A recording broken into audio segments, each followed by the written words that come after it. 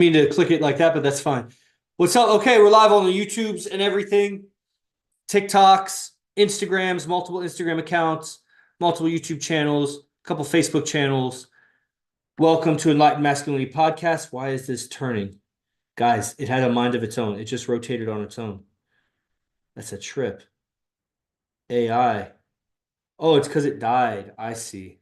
I see. It needs to be charged. Why did it do that?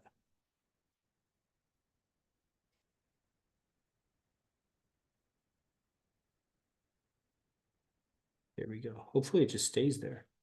Okay, what's up? It died. Okay, apparently these things need to be charged. Okay, I'll take it out of this thing, and I have this other device. So we'll just put it right there. What's up, everybody? Okay, now I'll click record on the Zoom stream.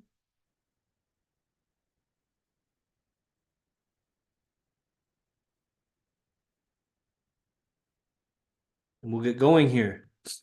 3, 2, 1. Welcome, everybody, to Enlightened Masculinity Podcast. I'm your host, Yogi Chris, PhD, founder of Ninth Limb Yoga, captain of IMC Nation, streaming to you from IMC Base 1, my personal private cell on this prison planet. Somebody's asking me, you think it's a prison planet? Because I was also calling you, saying you should be grateful being on God's earth and whatever, but you said it was a prison planet. Well, yeah, prisons exist inside of God's universe. You know what I'm saying? That doesn't mean people will say God forsaken or whatever. There's a lot of blessings to be alive and have the opportunity to be liberated on a prison planet, even though we are in a prison. There's a lot to be ungrateful for too. Don't get me wrong. It's just where you put your attention, because that's your inner experience is what you're going to experience, right? I can't experience your experience or his experience or her experience. I can try, but I do that by recreating their experience inside of me and experiencing my own inner experience. That's where words and communication help transfer the experience so I can get what they're feeling. And of course, words have definitions. So if we're using the wrong words, or if I don't understand the way you talk because you have a dialect or something, then I can't experience what you're experiencing. Now I can just read your body language and your sound and kind of maybe recreate it. A lot of people are numb to that because of the technologies and the school system and the way that we're brought up. Like, we're numb to human communication. It's just a sad state of affairs. But today, the podcast, I was going to talk about money mindset, because we've had a restructuring happening with IMC Nation. People, if they're not, familiar with this show, if they're just discovering this, I mean, this is largely a show about IMC Nation. I'm Yogi Chris, captain of IMC Nation. I had this podcast before I was captain of IMC Nation, but I was IMC Nation already when I created Enlightened Masculinity Podcast 4 or 5 years ago with my colleague Akash at the time. He's out. He dropped out. A lot of guys, they don't make it. And guys with a big heart, they want everybody to make it. I want everybody to make it. But the truth is, they won't make it at IMC Nation. There's too much taboo information. It demands too much of an individual. It's like asking someone who's worked for another company, for a company, having a regular job all their life, to all of a sudden go and be an entrepreneur. They may have never even built any real value in their life. They don't have anything to sell. So they maybe can go into business selling something else, like a car salesman or a real estate agent. They're kind of like an entrepreneur, but not really, dude. You're a middleman. You know what I mean? Like, have a commodity or a service, make a product or give a service that only you give. That's what my yoga was, but that's difficult. I went from a PhD graduate that was going to work for the government to then selling a personal skill to people that they wanted it for free. There was a plentiful, it is available. There's yoga teachers on every corner. There's free YouTube and stuff. You just learn. Nobody really even thinks they need it. Like, yoga is not that sexy. It's not that exotic. I mean, some people want to be more flexible, but I mean, it's typically a poor crowd, a bohemian crowd. Like, if you're a real estate agent, you're never going to really deal with bums.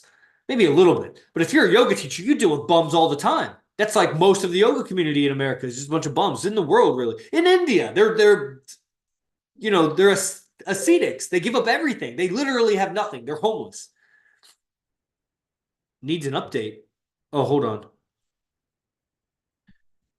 Guys are trying to join my podcast right now, but it's I guess I provided the wrong link. Zoom.us/J/79449.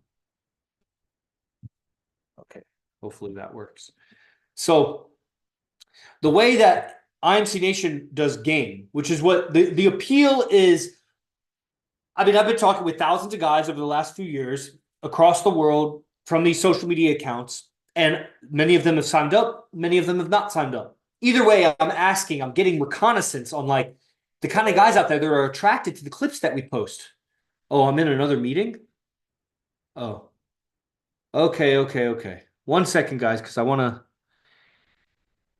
Loyal audience is trying to come live to the Zoom call. I guess I posted the wrong link here, so that sucks. But let's at least get it to these guys.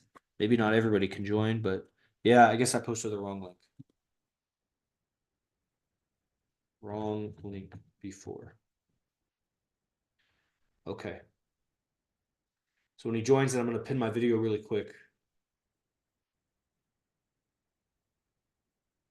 Right. Okay. It'll happen. There it is. Okay. So, the game is what's attracting people. They're looking at, but a lot of guys, they won't admit it. Later, it comes to be found out to be true. Because it's interesting. You deal with so many people, and guys, clients, whatever, they'll give you an initial response about what their ambitions are and their motivations, like people on TikTok or whatever, about like why you're attracted to AZD clips, IMC Nation clips. And it's one way, but then some of you end up signing up. And then some of those guys of you that sign up, we end up meeting in person. You come to a camp or you come live residency or whatever here at Base One. And as we get to know you and the trust is built, you start revealing your real intentions. And then come to find out all the guys that were like, I'm not into getting girls. I'm not about the game. I'm not about manipulating women. I'm focused on my money, this and that. It comes to be found out that the truth of it is you really want to get women. Like, that's the fact. That you're going to school because you want to get women. You're going for jobs or you're trying to focus on your business to get women. You're working on your body to get women. Like, you're lying that everything you're doing is actually to do better with women because you're miserable no matter how successful you are in everything unless you have good relationships with women. Yes, I need women. In this world, I'm not a monk. I'm not a celibate. I mean, I am a monk, but I'm not a celibate monk. I'm going to have relationships with women. And if I don't master those relationships, if I don't do very well leading, knowing what's up, knowing how to communicate, how to handle all the chaos and drama that whoever she is going to bring, because she's got all this uncertainty, she's not you. And you got to know how to handle that and handle her in a way that we've discovered is very unique to her, whoever her is. That you can't communicate with she the same way you communicate with he's. You can't communicate with her the same way that you communicate with her if she's your employer or your employee or your colleague or you can't. Her in a romantic sense, there's a unique way to communicate with her, whoever her is, when she's romantically involved with you, that all the other ways of communicating in life, at your job, at school, with your family, none of those ways really prepare you for how to communicate with her. Unless mom and dad, there's the example, or the pair bonds that you saw growing up. But almost everybody I've ever met, that was a really terrible model. Even myself, my parents are probably the most loving. They gave me they were great parents. But that way of communicating doesn't work in today's day and age where people have so many options. And rightly so. I don't want anybody to settle for less than what they want or what they deserve. The truth is, a lot of people are very distorted in what they deserve, especially women. They think they deserve the world, and then they turn 45 and realize that the world isn't going to give them shit anymore, that you were just milking the world for its generosity because you were a pretty young girl, hawking your sexuality, and then come to find out at 45, you have no clue how to be with a man. Therefore, no man wants to be with you. And now you vote liberal for a bunch of socialist handouts because you can't survive very well. You have no skill, unless you're the rare woman that has a high-paying job because you did all the time and effort to become a doctor or whatever. Then you're pulling your hair out and hating yourself even more. Because now you have money and you'll never, ever look up to a man that you want to be with. You'll start going with some young dick who can't do anything for you except dick you down, and he's going to leave you eventually, or you'll leave him because you're tired of being a mom to him, basically. That's the future for women. They're delusional about, well, I agree, Chris, I should only settle for what I deserve. Woman, do you know what you deserve? Are you just saying that because you feel you deserve it? Or what does God think you deserve? Because there's only so many good men to go around. Who should the good men be with? Trash? Girls that have a high body count, that don't know how to be with a man? And women can change. So I say that women can change. I don't care if your body count is 10,000. You can change. But your value wasn't in your body count. Your value was after you changed, what kind of woman are you? Because the body count woman, that's not your value. Unless it's a value to a bunch of weak men who just want to dick somebody down. But I mean, your value would be high value in a whorehouse, but that's not what I'm doing. So I say that because that's important. Anybody can change. But it's more difficult the older you get, and what's your motivations. A 45-year-old woman who has a stable income has very low motivation to change, unless you can convince her how the error of her ways is making her miserable. But why would you take the time to do that? She's going to be so hard and calloused and unreceptive. And why would you take, if you had the skill to convince the 45-year-old boss lady how to change, you would just go get yourself a 25-year-old hottie. Shit, why would you waste your time? Unless she's paying you, and there you go. But she's not, because she only pays when she sees the value. So it's a catch-22. She's destined for hell, basically. Yes, Dr. Steven, or Dale Stevens, Dr. Stevens. So, what do we do now? This was money mindset. I haven't even talked about money. The same reason. So one could ignore a girl's body count. I'll tell you something. Since my most toxic relationship back when I was 24, I'm 37 now, I have not asked a girl's body count. And I seem to remember I had a girlfriend, Angelica, and I had a girlfriend, Julie. And at some point, I was having some talk with each of them. I remember Angelica saying, because she was like naming ex-boyfriends or something, and I don't remember why I was entertaining that. So somehow that was whatever. I wasn't asking a comprehensive body count. And then same with Julie. She was saying something, and I don't know how we got to it. And I just remember after we broke up, and she said, "Oh yeah, I thought of someone else." And I was like, "You bitch. Like, you little cunt. Just how many other guys were you lying about? It doesn't matter." And that really drove it home. I didn't really ask about their body count. Somehow the talk came up. And then, but after that, which was like in 2020, so about 4 years ago, then I really realized that there's just no point. There's no utility. There is no good in knowing how many guys a girl has been with. All that'll help with is you knowing that she's more likely, statistically, to cheat on you. But that the statistics is an average. That doesn't mean anything about a case-by-case basis. I can tell you that the level of devotion that my girl gives me, you wouldn't even find that in a virgin. You'd be hard-pressed. In the world of virgins who fall in love with the fucking prince that rescues them from the dragon, she would be in the ranks there. I don't know what her fucking body count is. Doesn't matter. Doesn't matter. I know she wasn't a virgin. That's what I know. Whatever. So it's not a useful conversation. And that whole mentality, what I heard about body count really seemed to come out of the whole Andrew Tate kind of phenomenon. And that he's just a moron, and they're all morons about that. I didn't know you could pin your video for YouTube. That's dope. Yes, because yeah, that's what I'm doing. I'm pinning it. We have a mentality where I live that having a girl as girlfriend that many guys have been with, you're looked down upon.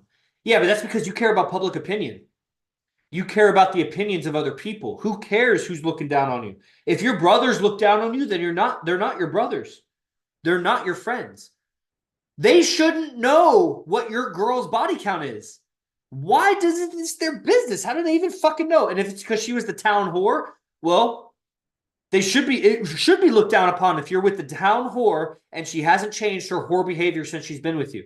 But if she changes getting with you, then let the fucking haters, they're hating because they want to dick her down. And you should know that. You're looking down on me because you're dry dicked and you want to dick my girlfriend down, you sleazy pervert, you motherfucker. Don't ever fucking talk to me about how many dudes my girl has been with. It's not your fucking business. Small town doesn't change the ethics of it. I will never, ever talk to you again in my life, and you'll watch me be successful. I'll never loan you money. I'll wish the worst on you.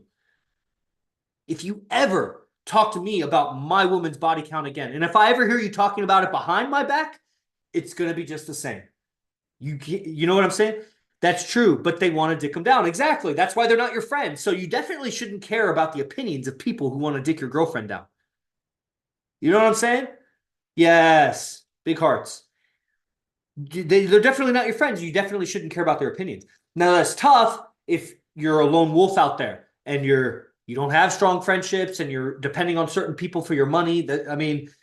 So keep your opinions to yourself. You don't have to compromise your job or whatever, but you should know that that's not your friend, so you don't have to treat him like a friend. You don't have to invite him over. You don't have to hang out with him. Like, just let it fizzle. You know what I mean?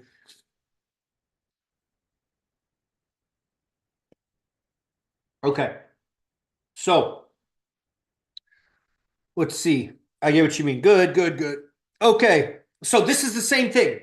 So that's why people can't make money, because they care about people's opinions. You can't be an entrepreneur if you care about people's opinions like that. You'll do moderately well, possibly, if you develop the skills of sales and your clean personality, wear your suit and tie, and bleach your teeth and whatever. You'll be able to be a cheeseball salesman or a cheeseball whatever and make money. But you won't be an entrepreneur. To be an entrepreneur, you're going to have to be for your people. And that means you have to know who are your people versus who is not your people. Same way in opinions. I care about the opinions of my friends. I don't care about the opinions of other guys. Unless it bears weight on my survival. If I'm in a group of black gangsters, then I care what they think about my honky ways. You know what I mean? But I might remove myself from that environment. I don't care what black people think about my whiteness. But if I'm surrounded by a bunch of savage black dudes, then I care what their opinions about me are. And I don't care if you want to shame me for it. If I'm in the middle of fucking liberal America and it's a bunch of hostile people, like, you know what I'm saying? Like, you obviously, your environment, but you got to know that they're not really your people. You're just going along with their opinions because it means your survival. That's fine. I don't have a problem with that. But you should know that they're not your people. So it's the same way with the relationships. Like, I may be talking to a girl or seducing a girl, but that doesn't make her my girl. She may even be sleeping with me. That doesn't make her my girl. I got to know. There are other hoops. That's why intimacy is not the biggest hoop here. That's why body count shouldn't be valued so high. Because that's not it. It's the communication. It's the dedication. It's the loyalty. It's the commitment. It's the trust. It's the respect and the respectfulness. And then you guys need standards for that. Because you lack standards with that. DC, what do you think is more important when it comes to getting clients? Ability to sell to few or ability to reach out to many? What weighs more? Well, the thing about it is it depends on what you're selling. So probably what is most important when it comes to getting clients is having a product that works. Because in the long run, you might be selling a bunch of broken toasters. And then if you're selling broken toasters, then I would say the ability to reach out to many. Because you're not going to have any lifetime clients with a broken toaster, a broken product. But if you have a product like IMC Nation that will save your life, even if you're a billionaire or a celebrity and you have all the women and all the choices in the world, you still don't know how to connect with people. You don't know how to filter. You don't have standards. You lack discipline. You're just put on a stage.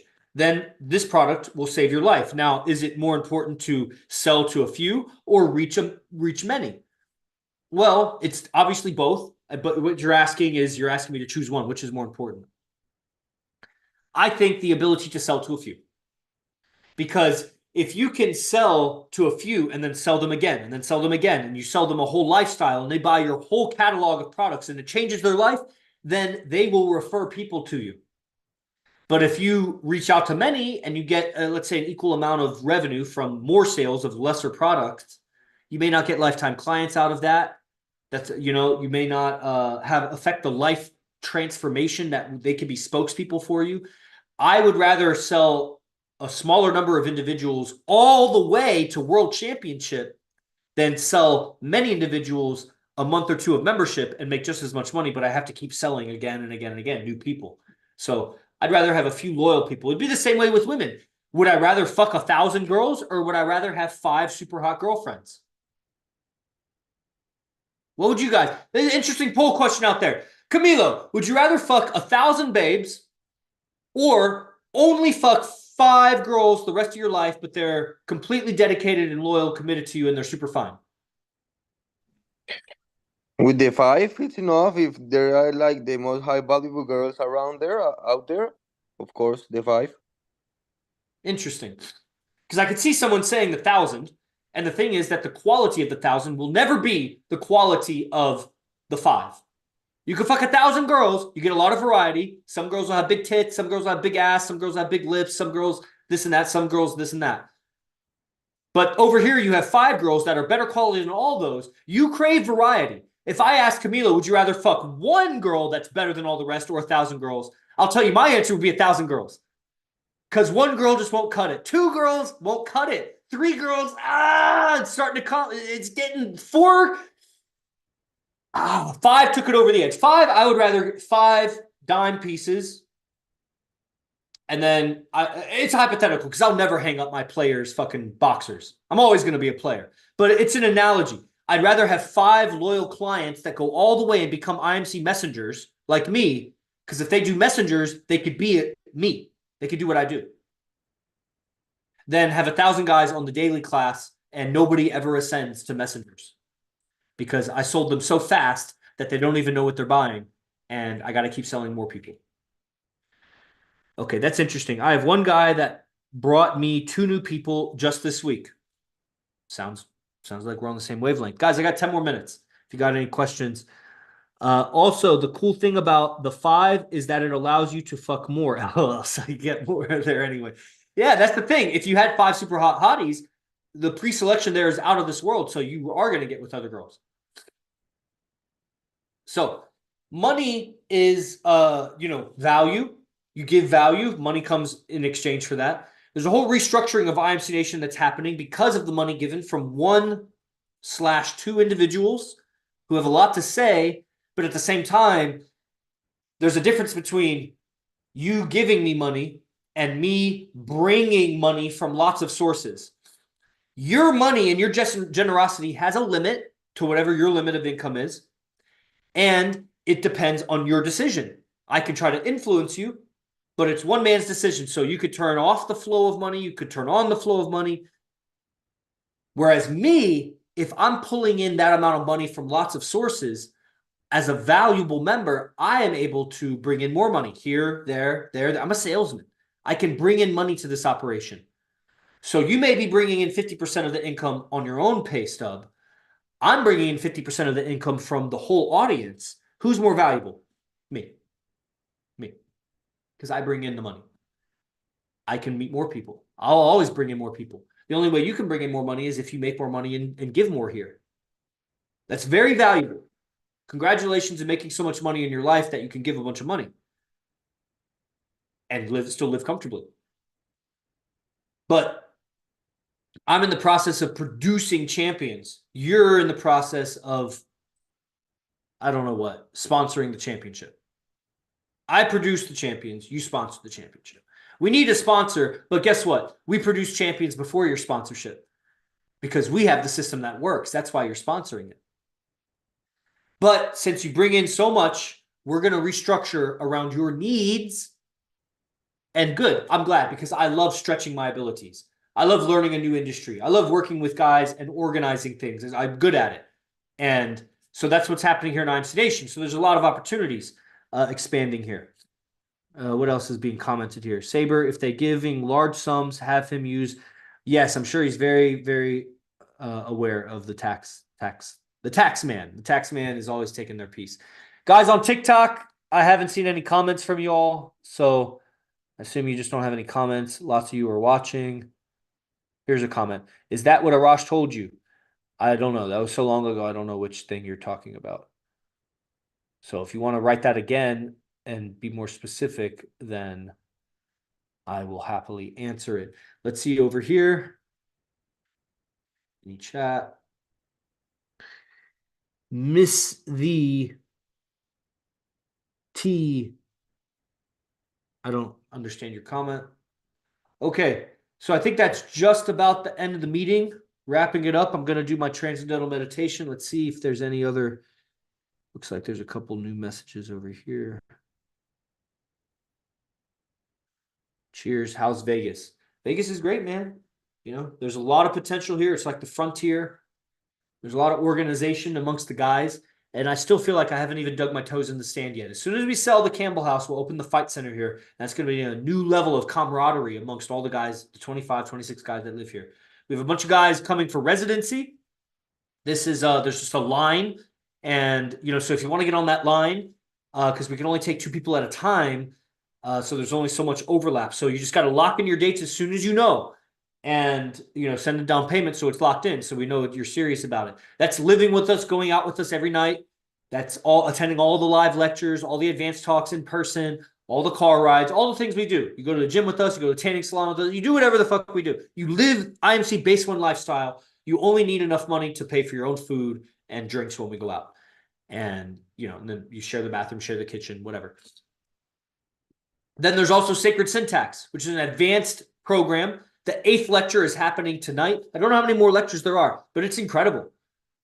It's phenomenal program. Tons of behind the scenes, like probably 3-4 at least hours already uploaded of our roundtable talks that we do at night. So profound for social dynamics, for guys learning how to interact amongst each other, high value conversations, and a lot of teachings in those. And then, of course, the lectures, 8 lectures that are all over an hour long on communication, the syntax of influence, and imagination, imagery, these things that you probably show up to my talk for because you hear it in how I talk, and I'm a messenger of this.